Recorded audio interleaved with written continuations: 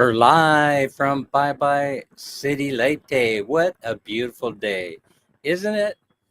Thanks for joining me here today. I thought I'd do an impromptu live. You know how I can be. I just go ahead and just go live whenever the heck I want. Good morning, Anna Mae Reyes, Aileen Cruz official. How are you today? Shaney is here. Lorraine Pajadas in the house. Nice to see you all here. Thanks for coming to my channel.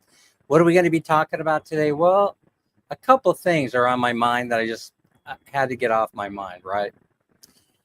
And so one of them has to do with buying property in the Philippines. And the reason why I'm bringing this up is because, as many of you know, we've been kind of searching around for another piece of land to buy, right? Because I want to build another house.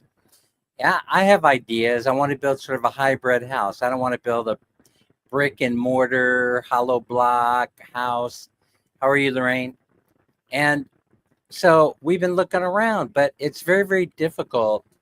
Mertz is here. Don't forget, the big giveaway is happening today at Mertz's channel. Don't be late. The entries are all in. And now the winners. That's what we're waiting for tonight, the winners.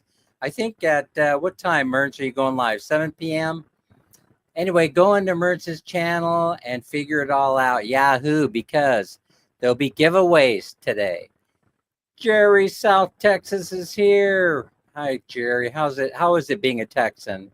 So yeah, about buying land in the Philippines. So we're looking around, and we found this beautiful, beautiful piece of land that already has a fence around it, a hollow block fence. It needs to be rendered. I like rendered fences. Late 7 p.m. for Pacquiao Mertz. And that's Pacquiao Mertz. Mertz Pacquiao. I hope I said that okay. I don't know. I can't. I don't have a Filipino pronunciation schedule with me, but I hope I got it right. Later at 7 p.m. Mike Married is here. Happy Wednesday. It's hump day. So anyway, on with the story about the property. So we find this beautiful piece of property, and it's got a gate that's locked up.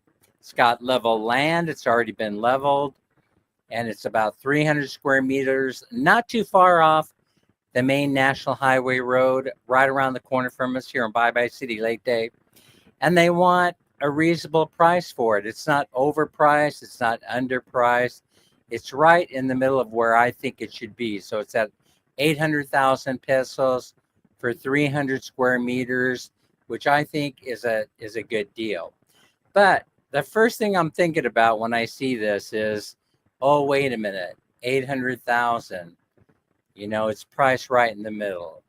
There's something wrong with the title. That's the first thing I think of, right? There's something wrong here. But I'm going to find out what it is, right? Because I'm curious. I want to go see if it has potential. I could be wrong. You know, I am wrong 0.1% of the time. That isn't too often, but I have like a spidey sense, right? I have spidey sense, and it's kicking in. So, I mean, because I'm looking around, I'm thinking to myself, why would anybody sell a piece of property that is ready to build on? I mean, once it closes, I could start building. Boom, Mammy and I could put a crew together. We could start building right away within days of buying this property. So we go and we meet with the property owner, and it turns out, so I was asking a lot of questions in the neighborhood about this property, and everybody is so positive. The neighbors, you know, they're so positive. Oh, no, it's not unencumbered. Everything is fine. You know, they'll be happy if they get an offer on this piece of property. The owner lives in the States and blah, blah, blah. It goes on. And they're supposed to be arriving by the end of the month. But nothing is absolutely clean when it comes to buying property in the Philippines. You're going to run into some kind of issue. You know, how many heirs are involved? How many are there? 20 people that have a ownership of this property? No, only one. It only has one owner. So we meet with the title holder, right? and the truth starts coming out, right? Which I love because I want everything to be totally disclosed about this property. I don't want any surprises. Just lay it out. Dan can take it. Remember, I said many, many times that the way I operate is it's just better to be straight up with laying out what it is that you're seeking. And then I could say, yes, I can do this, or no, I can't. And the same thing for all the transfer of information. Just give it to me straight, the good, the bad, the ugly. And then I could figure out whether I can deal with this or survive it. So I really, really appreciated that the actual master title owner, the deed owner, master, there's a master deed on this, for coming through last night when we met with her, explaining all the intricacies of this, all the details of the encumbrances in this property. And yet we don't know whether this is going to be a deal killer or not, but I suspect my spidey senses are telling me that, yeah, this puts a damper on everything, because what it was it's an inheritance, and the inheritance is all good, but the person that bought the land, they never transferred the transfer of the title from the master deed. Well, it was subdivided. The subdivision, it was approved, and so it's all signed off. So all we really have to deal with is the master deed holder, the one that holds the title to this particular piece of property, and the person that it was transferred to that never implemented the processing of the deed, who owns it now, who is actually the actual seller. And so it's very interesting. So far, so good, right? You have master title holder. As long as you have a master deed, that's really the owner of the property, because the person that bought it, they have a contract, but they never transferred the deed. And so it gets a little complicated, right? It doesn't mean they don't own the land, by the way, right? But it's encumbered, right? They want X amount of dollars for 300 square meters, 800,000, which I think is reasonable. I want the land. It's flat, it's ready to build on. I could just start building on it. Boom. Just like that. Get a crew over there tomorrow if I could close the deal today. But so we find out that this land was transferred through inheritance. And I don't know if, I think most Filipinos know here that when you transfer a property through inheritance, there is a inheritance tax. The inheritance tax is, I think right now stands in the Philippines at somewhere around 6% of the value of the property, plus penalties if you don't pay the inheritance tax on time. So they give you so much time to pay the inheritance tax. You can request or formally request extensions, and most of the time they are granted. And then after that, right, you got to pay it when they say you got to pay it, when it's due. So it's 6% of the value, but we don't know whether that's 6% of the value of that 300 square meters or the entire property that was transferred. Now, I would guess, based on the information that I've been given, that since they approved and signed off on the subdivision, that they would have paid the inheritance tax on those subdivided lands that went to those heirs. There were 5 sisters. It was divided up by 5, right? They would have already settled that, because I don't think they could have gotten the approval for the property being subdivided without paying the inheritance tax. But this is the Philippines, and because it's the Philippines, you have due diligence. So you have to go down to the BIR, which is the Bureau of Internal Revenue. They have to research or pull it up on their computer to see how much money is owed on that land. But that's only the first issue. The second issue is the property tax. Has the property tax been paid? Now, the property tax the property tax. Oh, thanks for sharing it out, Mernz. I appreciate it. The property tax is also 6% per annum based on the value of the transfer of property in the year which it was transferred. Then I come to find out that we're talking a greater period. We're talking about 30 years. We're talking about this transfer happened in the 1990s somewhere. Nobody knows exactly when it happened.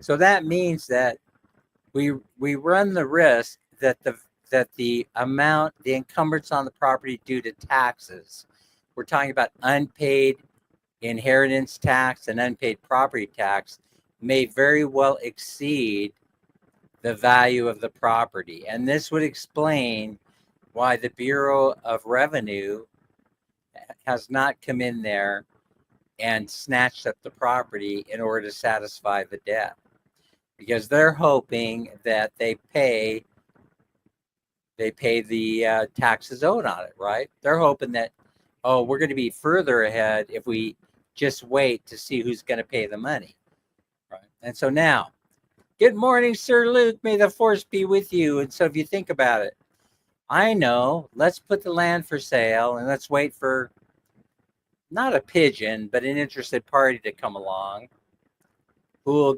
cash us out for the 800,000, and then later discover that there's taxes in excess of $1 million pesos owed on it, which is a possibility. I mean, it could be very, very little money, or it could be a lot of money. But the reason why they're selling, and it could be that the original owner hasn't fully paid the taxes on it, or hasn't fully paid for the property itself. So this happens a lot in the Philippines, where there's a commitment made with relatives and friends, right? Because the first order would be to sell it to a relative. And if none of the relatives were interested in buying it, then based on tradition, they would sell it to a close family friend, which is what I think happened.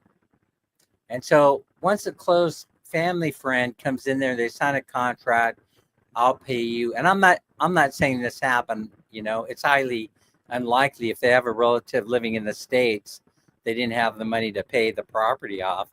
But sometimes it does happen. They'll make a deal and they'll say, okay, I'll buy the property. Here's a few 100,000 pesos down payment, and I'll make payments on the rest. And then life gets going and they never follow through with making payments on the rest. So the due diligence part for anyone, especially a foreigner buying property here in the Philippines, is you must do what you're required to do. You have to discover all the encumbrances that are owed on the property, including tax liens, inheritance tax, liens put in it by other family members would have to sign off on it if they're owed money, which is a possibility. And so in order to do that, you have to hire somebody very good at doing the research, or one of the well-known local attorneys that gets paid for researching it. But better than that, they know the history of the real estate just like off the top of their head. And why? Because they most likely grew up in the same neighborhood for which the property that you're buying is located in. And so it just so happens that our attorney grew up in that neighborhood, right? So we'll be contacting our attorney this morning and asking the attorney. And we also have the person currently processing our title on our house, which was very, very complicated because it involved 30 or 40 relatives. I know. Listen, you don't want me to go into this story, right? But everything is working out fine. We're now in the final stages of securing the title. The master, as a matter of fact, we're in possession of the master deed as we speak. I have it right here in the desk drawer somewhere. So we're in possession of the master deed, which means that we're driving the boat. We're driving the ship. So this land that we're living on now was subdivided. I'm going to jump ship and talk a little bit about this because they're closely related.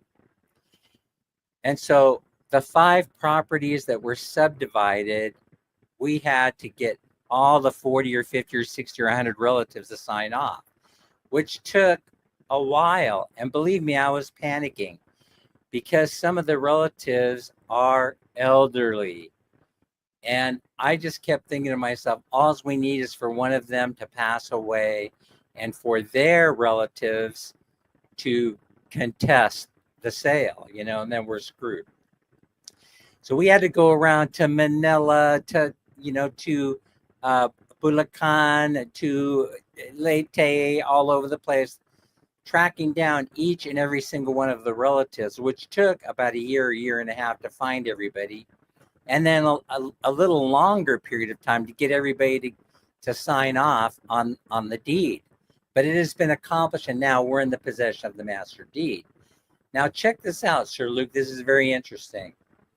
So now we're in charge of it. We paid for it, and so we own the master deed. It's in our name. Now the next step would be to take the master deed and break off our portion of that deed into our name. Glenda's here. Hi, Glenda. Thanks for joining us. And that will take a shorter period of time because that's only the master deed holder, us signing off on the breaking off of the chunk of land, like a candy bar, saying that's ours. So it's a strange process, right? It's a very interesting but strange way of doing things. And so that will only take less than 30 days. In fact, they're down at the our representatives are down at the BIR right now making that happen. So we're getting the process started for us to get the final transfer of the deed. So I mean, now we have a situation here where the land may be encumbered beyond the value of the sale of what they want for this land, and we'll be doing research to find out what that is. But since we already had our representative down at the BIR, all we did was say, hey, while you're down there, can you find out how much money is owed on this land? So by the time they return from Ormoc sometime this afternoon, we should have that information, and then I'll be happy to share it with you. I'm keeping my fingers crossed. Now that I know how the process works, I'm not so afraid of it. I'm not so afraid of having to, if I had to, start the whole process over again for the transfer of deed. Now that I know how the whole thing works, what I won't do, absolutely will not, because I wasn't born last night, is give somebody 800,000 pesos for property for which a month from now the BIR will be tracking us down saying, where's our $2 million in back taxes that you owe? Unless you pay it, we're going to lien the property. See, they're just waiting for their turn, right? They're waiting for a foreigner to just come by and snatch that up. No. That isn't really what's happening. They're just waiting for a positive outcome, and that could take place through a multitude of different events happening. A rich Filipino coming in there and buying the property who doesn't care that it's encumbered and scoops up the land, but I'm not built that way, and neither is Man Mini. We have to have all the factoids about the land on the table. So that's what's going on, that we've been working on for the past couple of days. By the way, the short video of the ice cream, the strawberry vanilla ice cream, is blowing up. It's still going strong. The last time I looked, it was heading north of 9,000 views. And so when I looked at it, it still was pointing in the positive direction, arrow up, right? So who knows where that's going to end, but I'm going to leave it alone and not do another short video upload until I could see this thing slowing down. So it's getting like about 1,000 views per hour right now. And so it's probably, I don't know if it's at 10 yet, 10K. Somebody might look in there to see if that short has hit 10K views. But I think it's absolutely fascinating. Dens is here. Hi, Dens. Gracie in the house. I think it's absolutely fascinating that that short video of the ice cream, 17 or 18 seconds, is doing so well. The next thing that, oh, raid, where's my raid? The raid is here. Clinda, thank you, thank you. Oh yeah, so yummy, the Halo Halo overload. I love Halo Halo. Uh, Desiree, Eve, I love Halo Halo from Mang Inasal. You know, wild horses, wild pigs couldn't keep me away. Wild boars could not keep me away. Okay, Anime says it's at 8.9 views. So I was over, so that's an adjustment because it was over 9K when I checked it about 30 minutes ago and it was heading north. So we'll see how that turns out. Well, I would imagine that YouTube, they run several different servers. And because of that, when you check, you'll get one information from one server when you check, and then another set of stats from another server when you check. And then somewhere along the line, probably in the overnights, they update and they line up.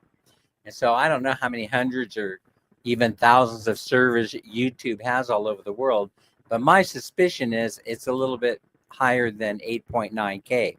But anyway, nonetheless, we'll leave that alone to see how far it will go, because that's an impressive number. And the watch hours are going crazy, which I really needed. And also my subscriptions are belated happy birthday. Thank you so much. I really appreciate the super chat. I'm going to go out and spend it over at the Dunkin' today. Thank you so much. Much love to you also, Mertz. We're going to be in Cebu soon, and we'll make sure that we catch up with you. What do you want to do? Pizza Hut? You want to do, or Jollibee, or we'll figure it out. Let's talk about my tooth. All right. So medical care in the Philippines. Let's talk about my tooth. So I have a cap in the back that fell out. Thank you for sharing, Journey. I have a cap in the back. It popped off one day, right? It just goes pop. This happened on Monday, and I go, oh, shoot. You know, there's a sharp piece of tooth in there. It broke off part of the base. It's going to be a miracle if they're going to be able to reattach it or reseat it. So I better go. And bless you as well, Journey, and all of you for being here. So I'm going to make sure I give you guys a blue jacket later. I don't have the phone set up for the live, and so I'll take care of that. Now, here's the other thing. It popped up, and then I had to go running around town to find a dentist to see if there was a possibility that they could reseat it. As you can see, it's back in there. So, but check this out. We went to 3 dentist offices, and they all said to me, "Oh, so sorry, sir, not available today." And each answer was the same. They were in Cebu. So I was like, Cebu? Why would they be in Cebu? And then I did a little bit of research because I'm too curious. Even though the dental assistants, the receptionists and the like, the office personnel, even though they didn't know where they were, I figured it out. How did I figure it out? Well, I'll tell you how I figured it out. You have one of the best dental schools on the entire planet in the city of Cebu. I don't know if many of you know this or not. And so, but you're going to learn it here today. You have Southwestern College of Dentistry located in Cebu. Now, if you knew that you had one of the best dental colleges in the world located right here in the Philippines, please put a number 1 in the comment section. I'm curious to know how many of you know that was true. And so these 3 dentists who have offices here in Bye City Leyte are graduates of that dental school. So you start adding it up, and then you realize that, oh, there's an event going there. And as you know, there are a lot of celebrations going on, such as the one that we did a live stream on the other day. which was showing you VSU celebrating 101 years of being in business.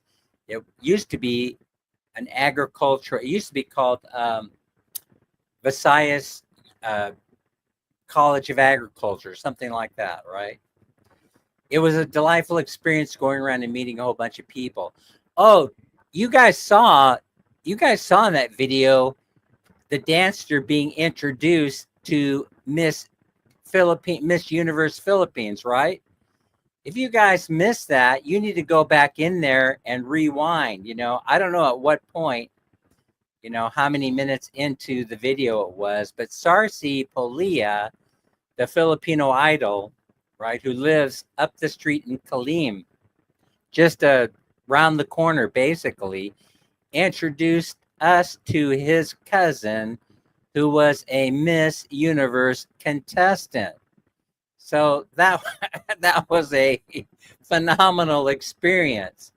And so sometimes you have those talents like that run in families, And so you have Sarsi Polia, who was second runner-up in the Voice of VSU contest, who won second place and is enjoying his prize, I'm sure. And then you had his cousin who was there, who was Miss Universe Philippine contestant. I don't know if she actually won or not. I would have to check that out, that we were introduced to, which is fabulous. But so the one experience that I enjoyed from that is the going around and meeting all those people. But anyway, getting back to the health thing and the tooth. And so they're all there doing their celebrations and their fiestas in Cebu. Or maybe it's a recruitment fair. I didn't get that deep into the details, but it all started to make sense. Abby G is here. Abby, one of the most beautiful people in the entire world that I know. And so what we did was we kept looking, and I was a little bit disgruntled, and I shouldn't have been, because once I figured out they were over there celebrating the college or doing a recruitment fair over at the university, then I settled down a little bit, and then we started asking around, are there any dentists available today? And then we were sent to 2 more offices in Bye Bye. The first one only works like 6 hours per day. So far, so good. Abby G, how's your day going? It's good to see you. So they only work like 6 hours a day, 3 hours in the morning, then they take a siesta, which is customary. They come back and work 3 more hours in the afternoon. So we were in that siesta period. We were in the break period, right? But I was getting anxious. I said, "Oh man, if there's another dentist here that I could see, we gotta seek them out." And then we saw, or we asked somebody close by, "Is there another dental office?" And then a trike driver came by, one that had taken us to Fano Dentistry earlier in the day. He said, "Hey, did you get that dental thing taken care of?" "No, we're still looking." And then the trike driver goes, "There's another one around the corner. It's called Milan Dental Services." I hope Milan is there. And so we went around the corner, and bingo, they were there. And the woman in there, the dentist in there, she's hella funny, right? She's hella funny. She gets me in there. "Well, what do we got going on?" And I said, "This fell out of my mouth." And she says, "Oh, I didn't know I'd be performing miracles today." I started laughing and I said, "Oh, please, if a miracle is to be had, I am certainly deserving of one. And you most likely can provide one." And she just smiled and laughed.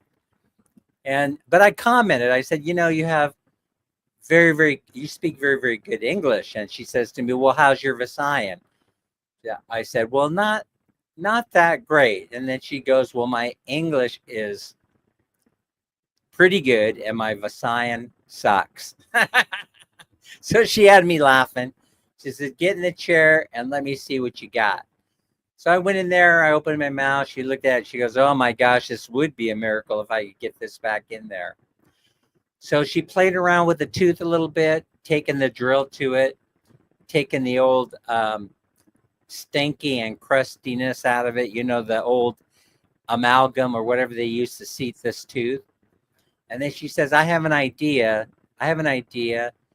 but I can't share it with you. It's a secret. I said, okay, well, I'm good if you can reseat that. She played around with it for about 10 or 15 minutes and was able to get it back where it belonged. Now, I truly think it is a miracle, but the whole thing is that if I can get 1 year out of it, I will be very, very happy. If I get maybe 6 months out of the tooth, I will be very, very happy. And then after that, forget about it. I'll just go to Amazon and I'll buy one of those cosmetic kits to wear when I have to take a picture. Or I'll smile like this. Or like this. Or like this. Like everybody else, right? I'm a 68-year-old man. Having the last molar back there fall out is not the worst thing that could happen to me, right? I doubt that I would pay the millions of pesos that it would require to have an implant put in back there. Good morning, Tim. How's it going, Tim? And who else do we have here? Life is in the house. I'll take life over the alternative. All right, so let's talk. So that's the tooth part. But also related to health is what happened to Mel's baby yesterday. What happened to Mel's baby? And so, yeah, smile when you have your teeth. Exactly.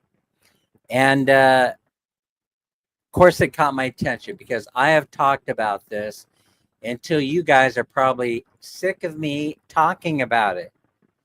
Right? I talk about dehydration and what you should do.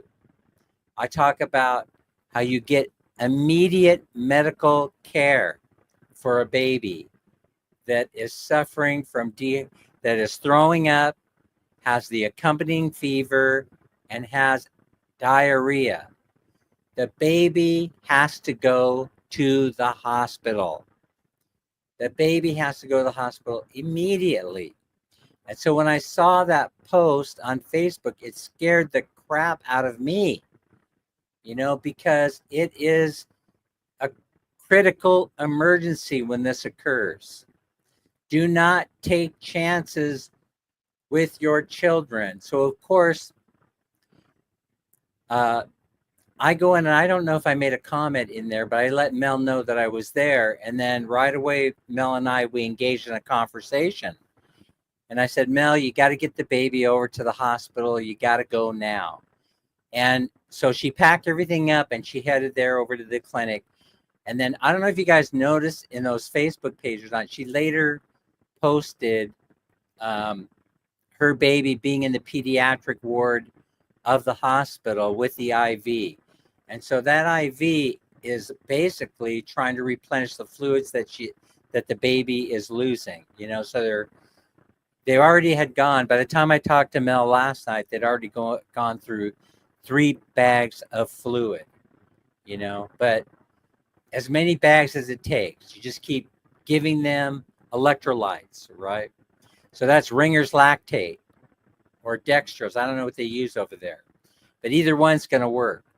And Mel, she was really quick on her feet because what she did was she went over to the pharmacy around the corner. She grabbed the electrolytes. She grabbed the Gatorade and the Buco juice, and she just started feeding that baby in the bottle the juice, to replenish electrolytes while she was en route to the hospital. And so she got the baby there, and I don't know what the status is this morning because I haven't checked with Mel, but I hope that everything goes all right. There's very, very little that you could do. What Mel did in getting her there quickly is about all the options you have. And when they get to the hospital, they have minimal options. Your options are only plug them into the IV, start feeding them fluids as quickly as possible, give them antibacterial medication in the event that it's a bacterial infection, and then give them uh, the medication or to lower the fever. Once you've done those things, it's just a waiting game to see if the baby improves. And so our prayers, if you'd like, please join me in prayer for Mill's beautiful baby. I think the baby is about 1 year old, and the baby was born.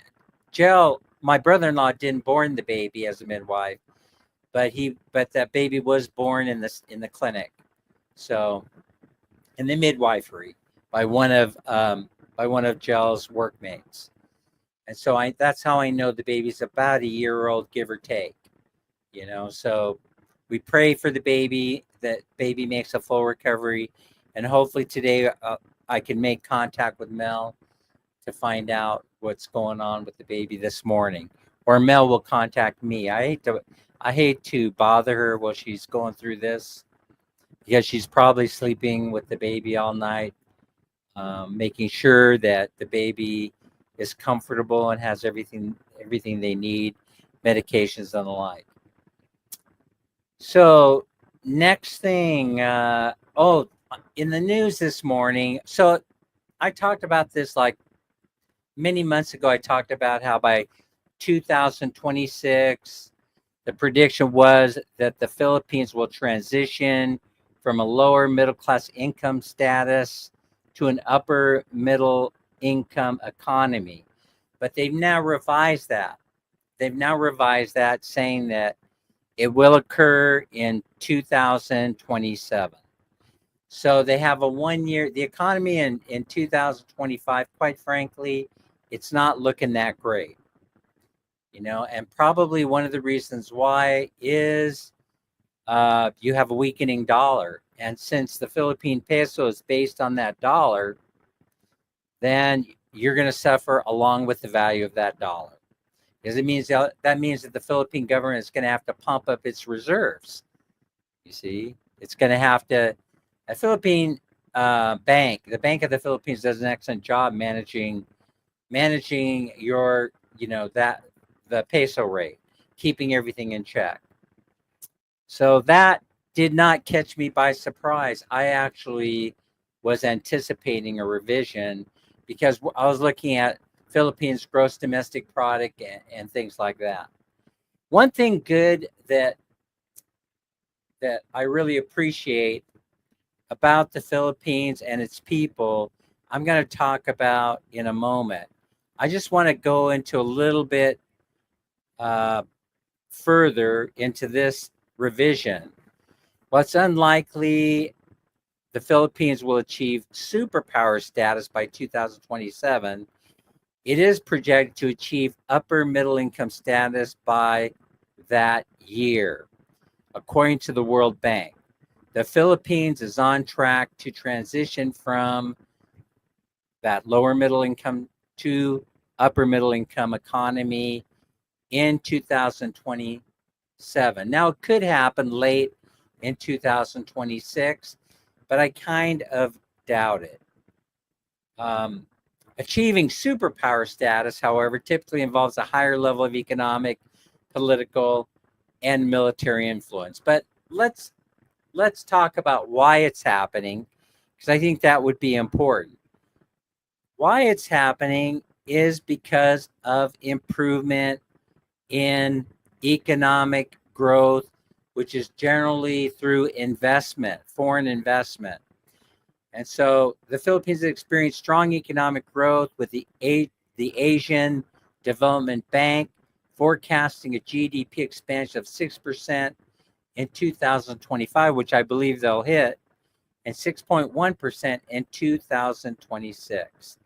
The growth is attributed to factors like robust private consumption and sustained investment in social services and infrastructure.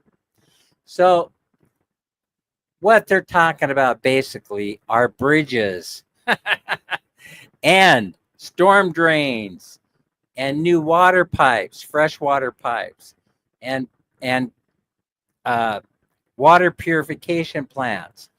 All this stuff is going in right now. If you haven't seen it, in the neighborhood in which you live in, then you're walking around with your eyes closed. Even with my bad eye, I can see what's going on.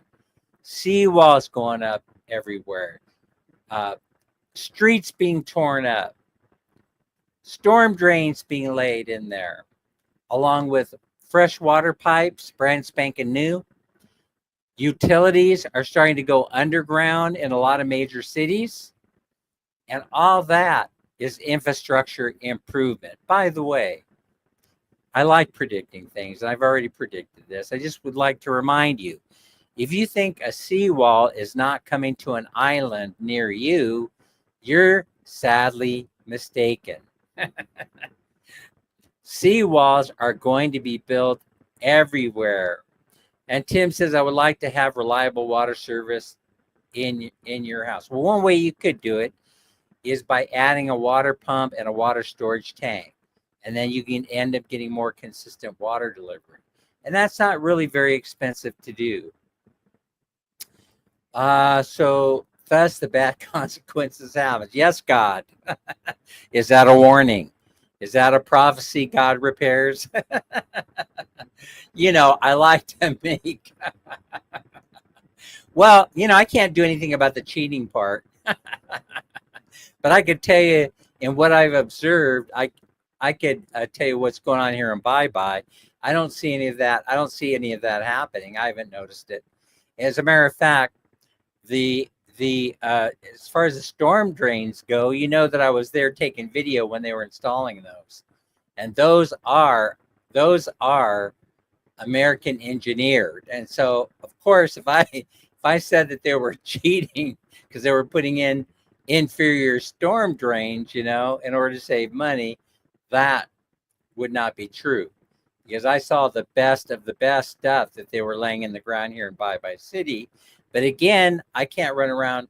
I'm not running around to all the islands taking a look to see if they're using inferior product. I could just tell you that they were using the best from where I come from, based on my observation and my limited engineering experience. Well, if you have a tank, a storage tank, then you could store 6 days worth of water in the tank. You're only one person, right, Tim? Water can kind of go a long way when you're only taking a shower once a day, sort of thing. So a storage tank, not even a very big one for 6 days worth of water, especially if you're getting intermittent interruptions, that would be fine. So every time, there's an interruption, right afterwards, the float would activate the water and it would fill up the water tank to full storage again. So,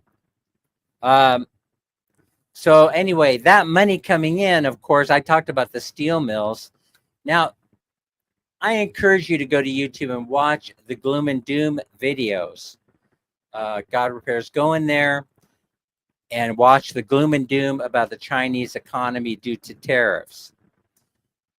They're talking. There's a YouTube channel whose name escapes me, where they're talking about the steel industry coming to a complete stop because of tariffs. But here's the thing. Here's the thing that people aren't talking about. It's not just that they're coming to a full stop because of tariffs, right? They were coming to a full stop anyway, prior to the tariffs.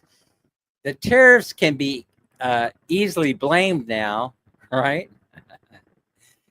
The tariffs now make a pretty good target of blame, but the truth of the matter is nobody's buying expensive automobiles anymore.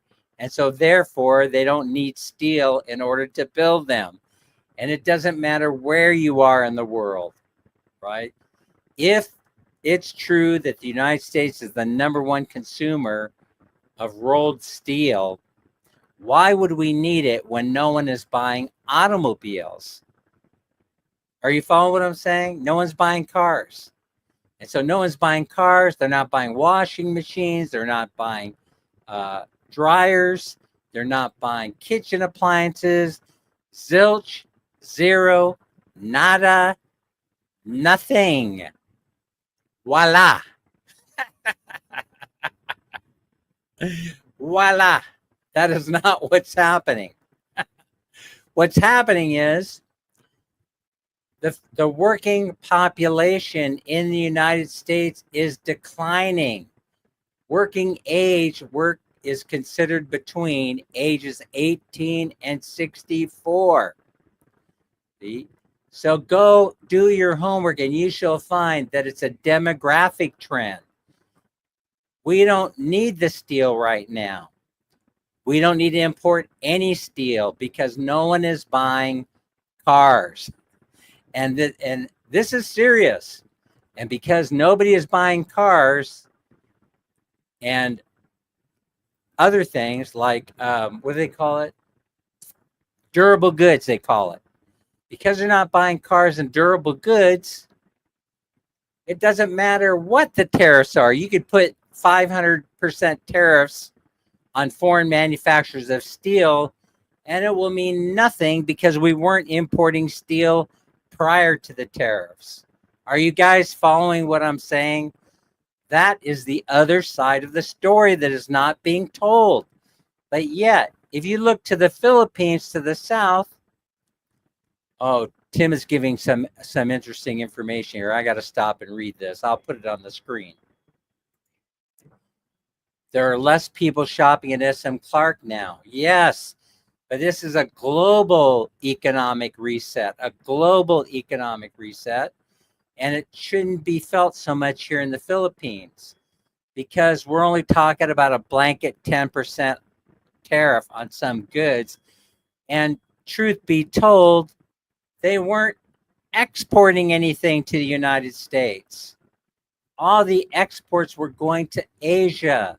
They were going to China that build iPhones.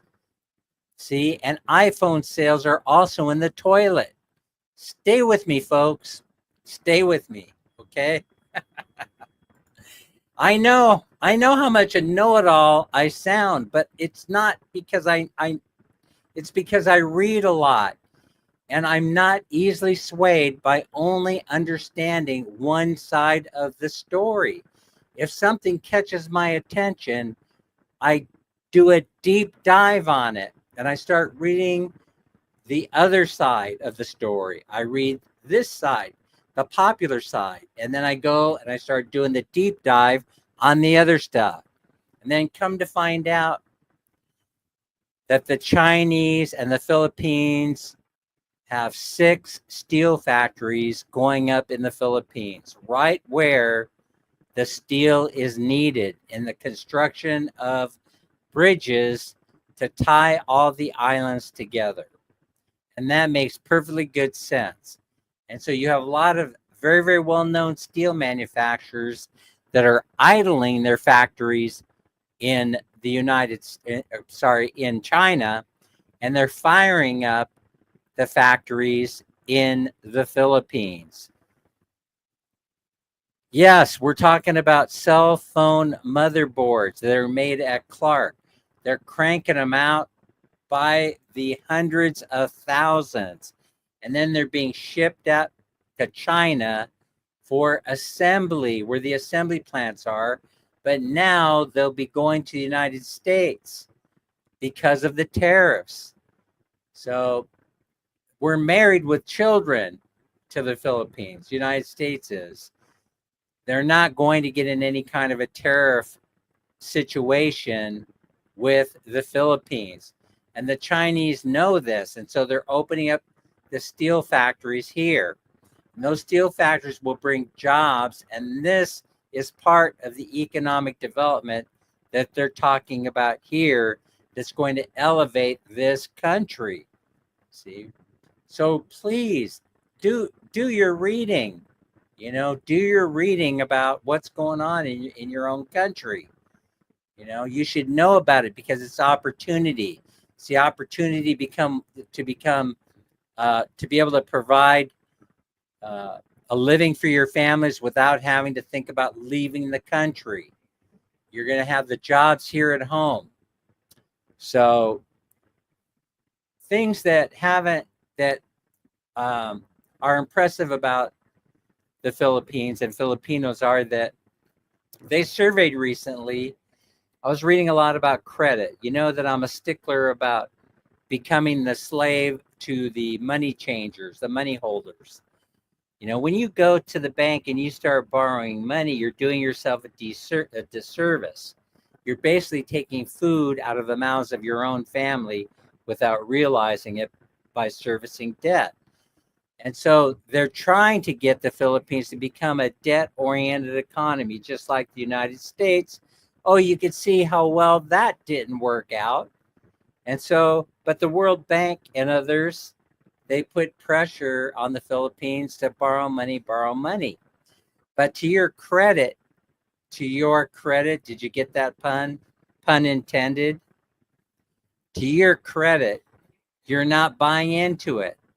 Whenever the Bank of the Philippines borrows money, they always make sure they have the funds in reserve in order to pay off the loan if the loan were to be called in overnight. So that means that if China decided to loan the Philippines $400 million to build a bridge from Davao to Samal Island, the Bank of the Philippines, they look in their checking account to make sure they have $400 million there in order to pay off the loan should something go sideways. So if you don't believe me on that, go do your research or just watch Dan's channel and he's going to tell you about it. So why do I talk so much about the USA? The USA and the Philippines, they're married. They're not only married, they're having children. So I guess what I'm saying is if you think about it, a lot of people that come here, Tim, they say, Tim, I don't know if you're going to agree. Good morning, Crystal's Adventure.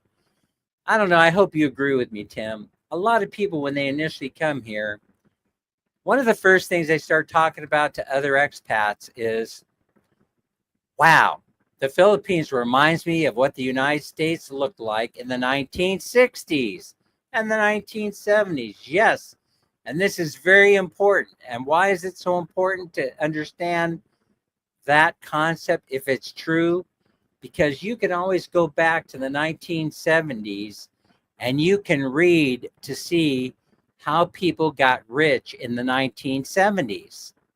And then once you have that under your belt and you understand the concept, that same methodology can be used for getting rich here in the Philippines. And since I want each one of you to become wealthy, Anime, Crystal's Adventure, you should be rich. Then you go and get that historical information and read about it. And that will lead you to the answer, the plan that you need to implement for becoming wealthy yourself. Was it in real estate? Was it in fast food? Was it in manufacturing? Was it in, frozen foods? Was it in airplane design? Was it in, so you go and do that, right? You go and do that, and then you will become rich if you know how to implement it. And the whole thing is you can implement it with practically no money, but just knowledge. So that's how you do it. I do believe Crystals and Mark have a piece of it. That's what's so impressive about Crystals and Mark. I was going to say the rest of the story is, and Tim brought it up, saving as much money as possible. Now, here's why I'm so proud of the Filipino culture. As much as you're getting bombarded with commercials on YouTube and that sort of thing, and commercial television, is because you're not buying into this smack. You're not buying into this. The more they tell you to go out and get a credit card from BPI and other banks, the more they try and get you to borrow money, you are having nothing of it. No, I don't think so. I think that I want my life to continue to be based on cash. Well, it starts by being in love. It starts by being rich in love, Anime. So you have 50% of it accomplished. So rich in love is part of it. Loving yourself is part of it. So now, as Tim pointed out, you have to pay yourself first. And so that means saving as much money as possible when you have the opportunity. Not reinvesting your profit in the success of your business without taking money for yourself first. Now a lot of you, I've often wondered this, and I don't know what the answer is. Yeah, it's dropping due to a weak dollar and a stronger peso. That's what's going on here. They're tied together. They're married. It's going to drop even lower, Tim, so we have to batten down the hatches on the budget. But now, if you're doing YouTube giveaways, and you have expats like myself and others giving you money to facilitate the giveaway, the sponsorship, please remember, you're here to make money. You're here for profit. And profit can be achieved many, many different ways. You're here first and foremost to let people know you're alive on this planet. That is first and foremost, because when people know you're there, when they know you're alive, what comes after that? Opportunity. Opportunity does. That's why you have a YouTube channel, because you're letting people know you're here. And so, but when I give you 1,000 pesos for sponsorship, you better be taking at least a minimum of 10% for yourself for administrating the giveaway. Are you following me? So if you're not doing that already, it shocks me, because that is your profit. Number one, you get paid for convincing Dan and others to sponsor your giveaway. That's number one. How much is that worth to you? That better be worth at least 10%. Tim is saying when he first moved here, the exchange rate was 37 to $1. Yeah, I do remember that exchange rate. I remember the exchange rate of 41 or 42 to 1, and I was very happy with it. And so you have to put everything in perspective, In other words, I could, even if it were 1 to 1, right, I still would be living here for a whole bunch of different reasons. Sir noted Dan started the entries. I do not now. Oh, noted Sir Dan. I'm having a giveaway on July 1st. Started the entries. I did not know that. I did not do that. Now I will. Of course. Come on, Crystals. You're one of the smartest people in the room, for crying out loud. No expat is going to say, what did you do with the money? We don't. Have you ever had a sponsor come back at you, Crystal, saying, what did you do with the money? And even if you did, the first thing on your list was paid myself for managing the giveaway. And which one of the expat sponsors is going to be upset with you for paying yourself first? Not a single one that I know of. Not a single person that I know of. Come on, people. If you weren't doing it, come on. Now, Crystal, so now you know. So get on board with it. I've talked about this. I haven't talked about it in a very long time. Like I said, if somebody gets upset with you because you use some of the money to put food in the mouths of your family then good. You don't need them in your life.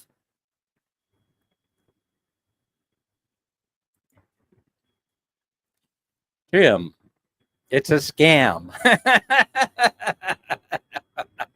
I have my own story to tell about that, Tim. My own story is I used to pay for my entire trips to the Philippines by taking reams of Marlboros back to the United States.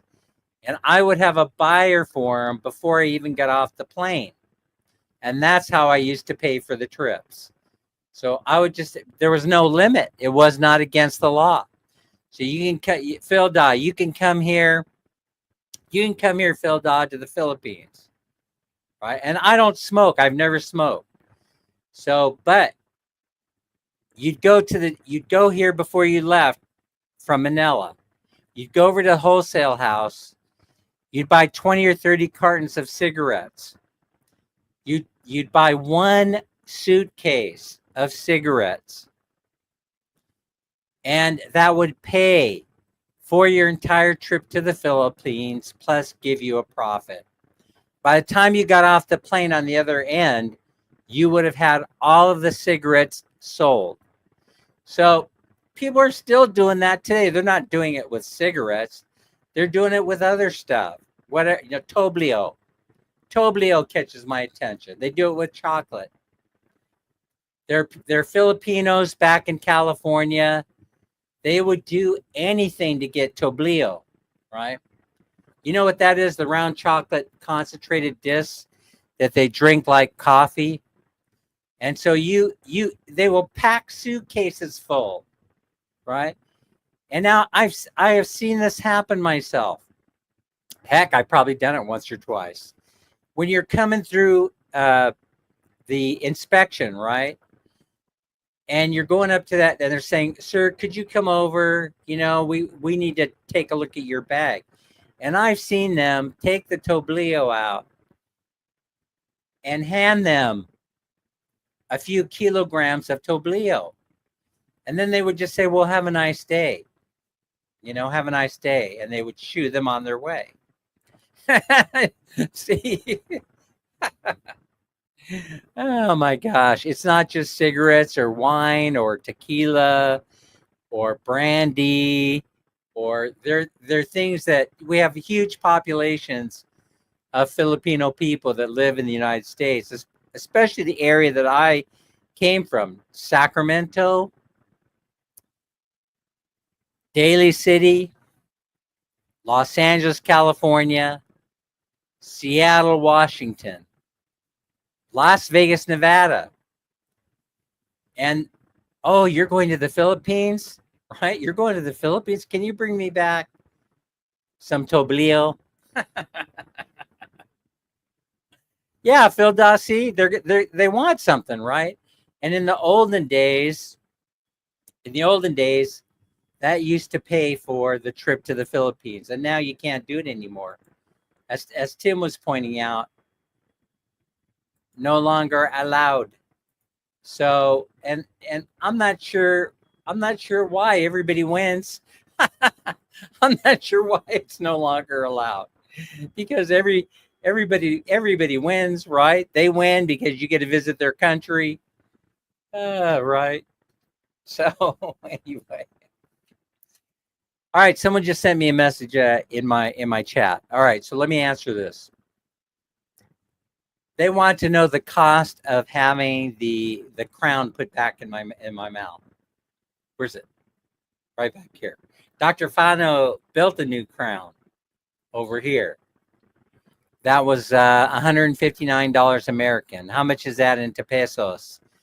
At 58 to 1. At the time, we were way over. We were at like 59 to 1. Tim, what's the math on that? $159 to do this crown over here. That was Dr. Fano. And then Milan, who re-glued that one down. And again, she had to do magic, so I don't know how long that's going to last. She charged me, drum roll please, She charged me 600 pesos, which would be a little less than $12 American money. So that's the answer for you.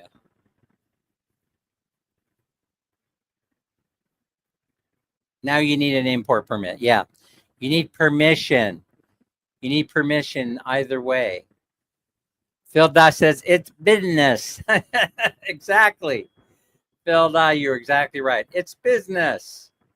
It's business. That's exactly right. So a lot of people, they'll bring, we have this conversation on Lazy Larry's Live, right, the other day about computers.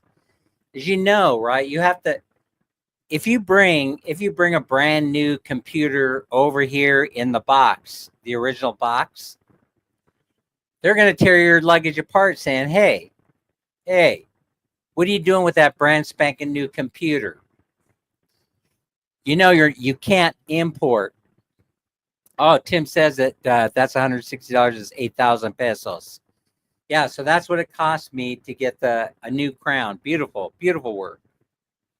So now, of course, like I said, he's a graduate of one of the finest dental schools in the world, which is Southwestern, right? Look it up. Southwestern College of Dentistry. Look it up in Cebu. You'll find out. So now, that ain't too bad. What was my quote in the United States for the same crown? $2,300, I do believe. 2,300. That's 2,300 American dollar. So why?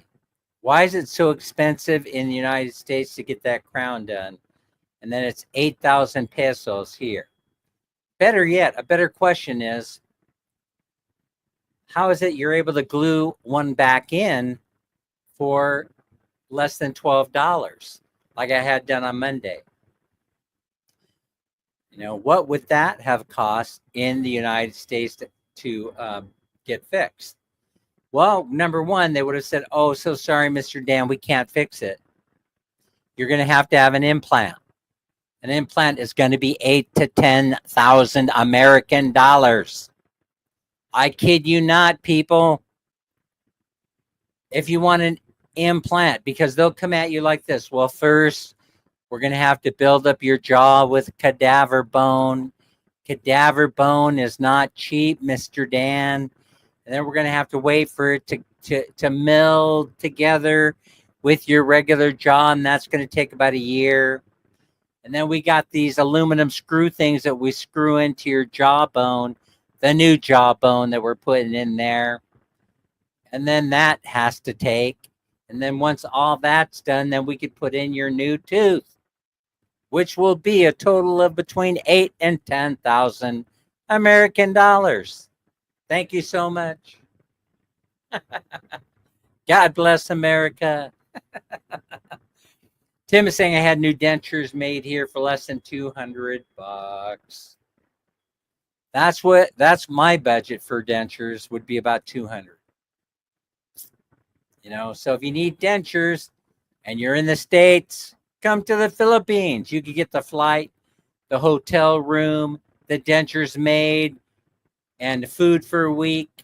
If you plan on staying here for a week, all for less than what it would cost you in the United States to get an implant. So anyway, that's why a lot of us are here. Let's see. I talked about real estate, infrastructure improvement, factories coming to the Philippines. And the reason why they're after you is I think you could still get them done for $200. I had a quote recently for a friend, for a relative, and I think it was less than 200. Okay, now, or around 200. Now let's talk about why are they coming for you? Crystals, why are they coming for you? God repairs, why are they coming for you? It's because you are at the most productive age in your life. That's the reason why. Population in the United States is in decline. A lot of people don't believe this. Look it up, people. Everybody thinks China has a whole bunch of people running around. You know, they have a whole bunch of people that need to work in these factories. Nope. Nope. The population of China is in worse shape than the United States. Yeah, that's right.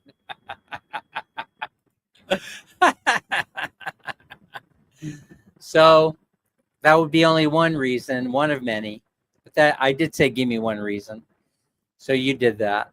So now it's because you're educated and productive. You're at the right age. See, they're good on manufacturing here in the Philippines for at least a generation and a half. A generation being 40 years. My Philippine dentists in the States would have new dentures made here and then sent back to the States. That's a brilliant dentist. Making all kinds of money. All right. So it's because you're young, educated workforce. That's why they want to be here.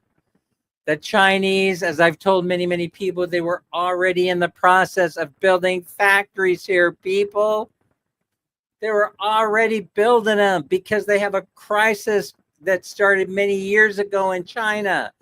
No one, even if they do have people, which they don't, right? Which they don't have people operating there.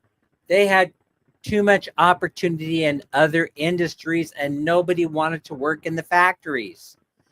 They were only making the equivalent of $44 per day in American money in order to work in a factory. And they could make way more than that in just about any other industry. But check this out. Why would they be coming to the Philippines? Right? Number one reason. How much do you make in a day? How much does skilled labor make in a day here? Do they make $44 American, or do they make more like $10 to $12 American? That would be reason number one. Reason number two, educated workforce. Folks, Tesla has a dealership in Newport in Manila. Why would Tesla open up a dealership in the heart of Manila? What is happening here? What could be happening is perhaps they're planning on building a Tesla factory here. Perhaps they're planning on building a battery factory here. Perhaps they're planning on building the entire Tesla car here. So do your research and you'll find that 40% of the Chinese steel from the factories that are being built now here in the Philippines will be exported. Now ask yourself a question. Where will it be going? Wink, wink. Where will the steel be going? Wink, wink. How many guesses do you need? Now, after explaining all this, you should be starting to think. I'm not saying this is true. I'm just trying to, demonstrate here how Dan's mind works, right? It critically thinks. I'm thinking critically. I ask myself the question when I read the article, why? Why is this happening? What's behind it? What's really behind it? And so then if you start thinking that way, not only will you be more successful than I was in my lifetime, but you'll hit a home run every single time, on where you invest your money, where you invest your time. You'll be hitting a home run every single time. So if you want to hit a home run and be the new guru in your barangay, then just start asking yourself the question, why? Well, Tim, you must be referring to the incident in Bangkok. I wouldn't say I wouldn't say that that is true for all steel manufacturers, right? Because yeah, do you know what a durometer is? Tim, do you know what a durometer is? So I used to walk around. Just I used to have a pocket durometer, right? And so it's going to check. It's going to give me a digital readout. It's going to tell me based on the hardness of this product. It didn't matter if it's plastic, steel, diamonds, gold. It's going to tell me if it's real or not. It's going to tell me the makeup of this particular product, rolled steel. And so General Motors isn't going to buy. They're not going to buy rolled steel that's inferior to the steel that they're already using in manufacturing their cars. It's a tool. It's a hardness tester, right? So what you do is you put it on steel or diamonds or gold, and as long as you know what the value should be, it'll give you a digital readout of the strength of that product. So if you're ordering steel and it has to be a certain strength, it's going to tell you by pressing that durometer against the rolled steel. So, and that's what I used to do as a hobby. So it shows you what a weird guy I am. So I'll go around. When I was a kid, I used to go around with this durometer, and I probably would have had a slide rule with me too if I knew how to use it. But unfortunately, my brother could never teach me how to use he would try and try and try. I would never get the hang of it. Oh, Dan, that's okay. You stick with what you're doing with the durometer, right? So anyway, some people might call it, I guess, a durometer. Anyway, never mind the reason why I'm laughing. So anyway, that's how you tell.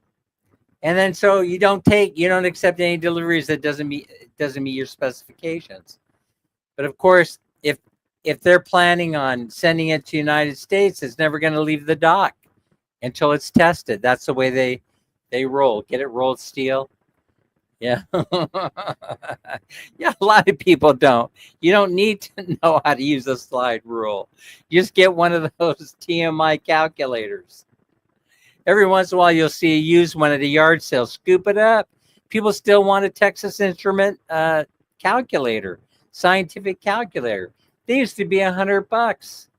Oh, it's Filipina Mel. I hope your daughter is doing better today. Share with us if you would, or give me shoot me a chat message. Let me know how your daughter's doing, or you could share it with everybody here. I was talking about it earlier. All right, so folks, you're probably getting bored of me. Anyway, yeah, I'm just talking to try and give you ideas. I'm just trying to share ideas with you because you're about ready to enter a period in the Philippines. No one has ever seen anything like this before. It's going to industrialize like crazy. And I know there are a lot of, yes, that's it, TI-86. See, the whole thing is that I know a lot of people, the first thing they want to talk about is, before any of that stuff happens, they'll have to do away with the corruption. But you guys think that corruption doesn't exist in the United States, one of the wealthiest countries in the world. That's the whole thing. You think it doesn't exist there. And yet the United States is probably the number one most corrupt country in the world, which is the reason why it became so wealthy. But the first thing Filipinos want to talk about, when I start talking about how you're about ready to enter in, a period of stellar economic growth, is it can never happen here, Dan, because we have corruption. And I just laugh. I apologize. I can't even say it without laughing. You're very lucky here. Okay. Okay, Mel. Oh, you're at the pharmacy buying medicine. All right. Check in. Let me know how the baby's doing. I appreciate it.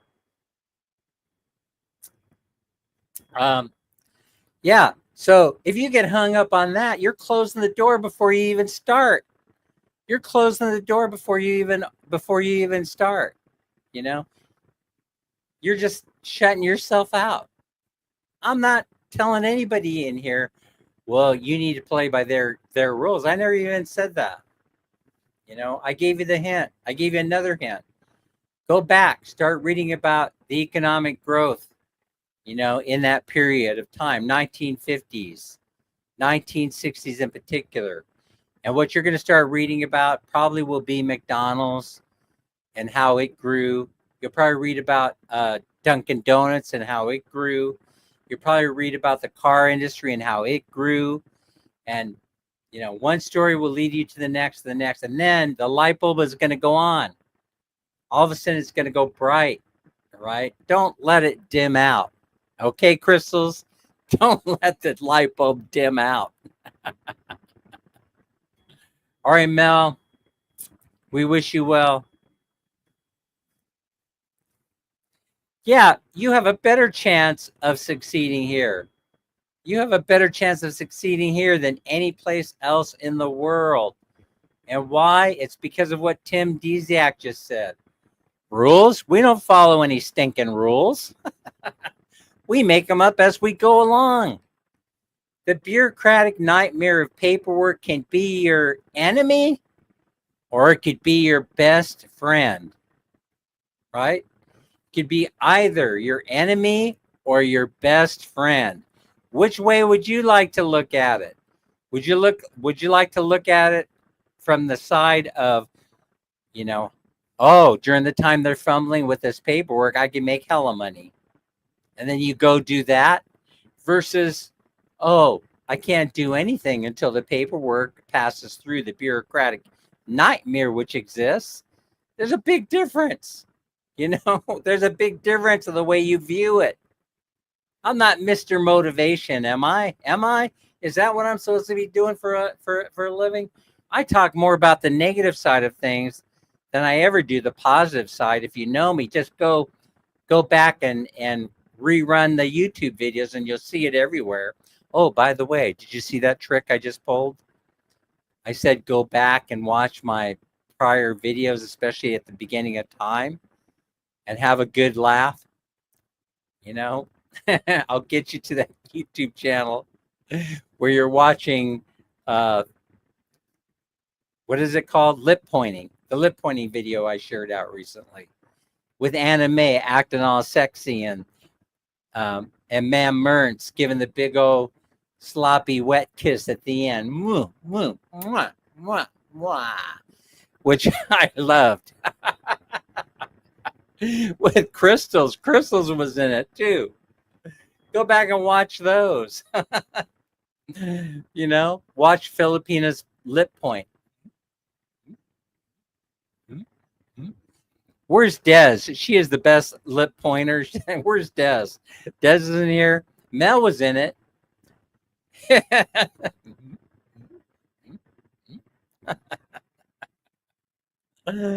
Oh, yeah, actually, I'm tricking you guys. I'm tricking you into going back and watching some of the old videos so I can get paid. By the way, how is it that you guys are making so much money? Why does it take me 3 months to get a paycheck? And I see some of you getting a paycheck every single month. You're meeting the minimum for a payday. If you guys have suggestions for me, if it's live streaming giveaways, then I'll just do it because it's your channel. And besides, you end up with the money anyway. As soon as I get paid, you get paid. Yeah. Oh, Tim, again, you did it for me. The very last thing to talk about. Yeah, this is good. The very last thing to talk about before I say goodbye, before I sign off, because I have a Lazada order coming in. Maybe it's already here. I might talk about that, but I think I won't because I'll probably get banned.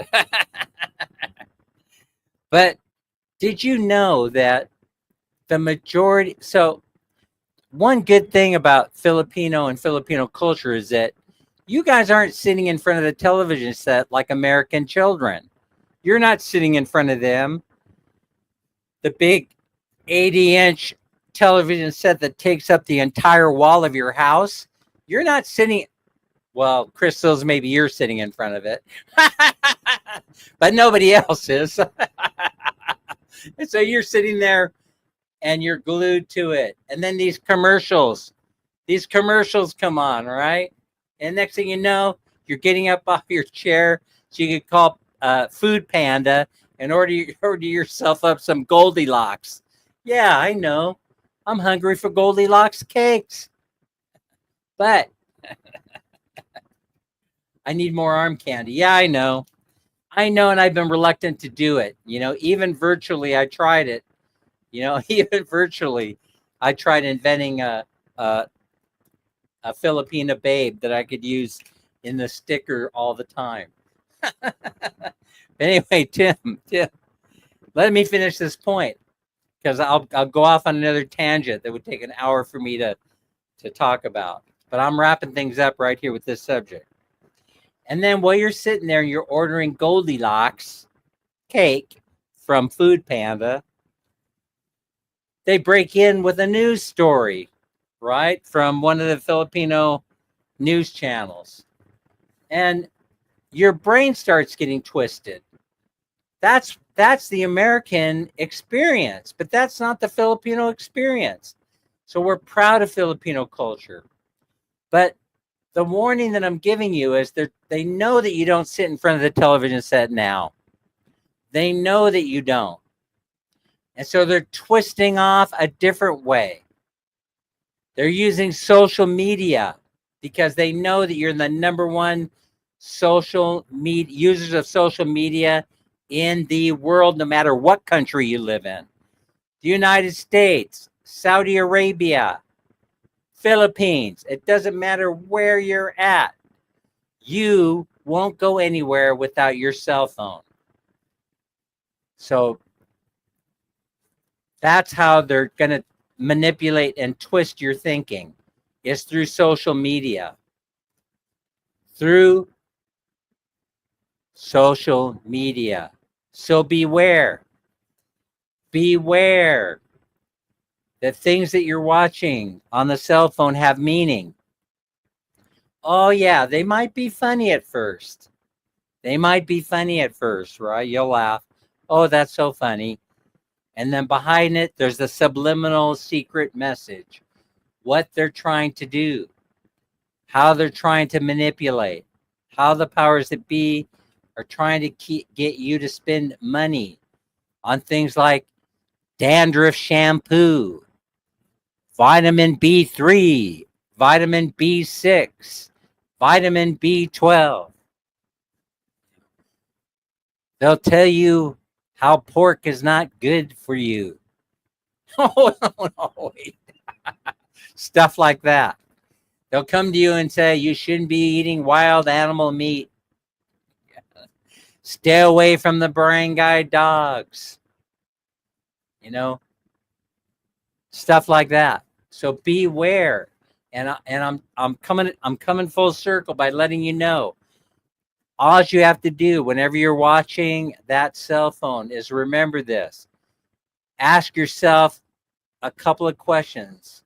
One is, you ask yourself, why? Why is this here? Why are they showing it to me? And then if it's related to a news story, especially if it's related to a news story and it's right in front of you, ask the opposite questions. You have to look at, why are they presenting this news story this way?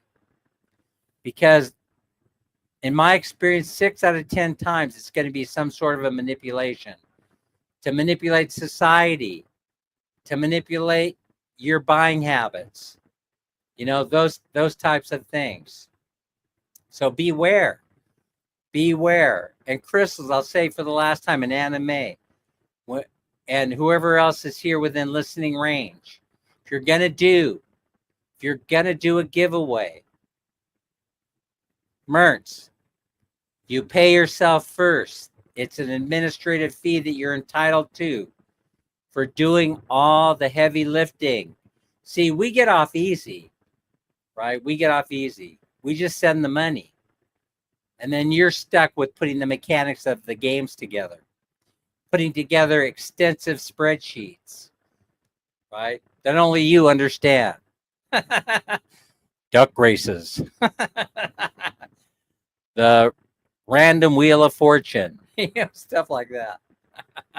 So that work takes time, and that you should be paying yourself for. No expat is going to say, "What'd you do with my money, Crystals?" And if they do, you don't need that person in your life. They know they're expecting you to take it. They're expecting you to take your fee out of it. Folks, thanks so much for putting up with me. We'll see you on the next live. Bye, everybody.